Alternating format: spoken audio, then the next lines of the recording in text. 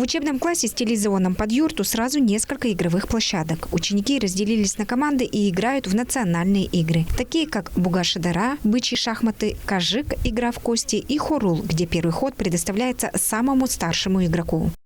Фишки разделены на два части, самые сильные и низкие.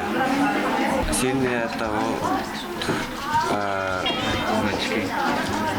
знаки, а низкие – это год рождения.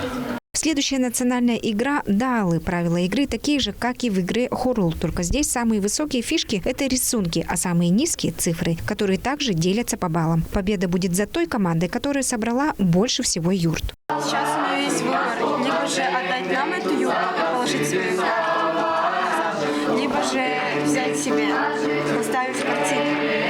Так, в преддверии шага Нового года ребята изучают национальные игры, поют национальные песни, рассказывают скороговорки и загадывают загадки. Мы проводим это мероприятие, потому что мы хотим привить детям любовь к родной культуре, именно традиции нашего тувинского народа, чтобы не забылись. И все передавалось из поколения в поколение.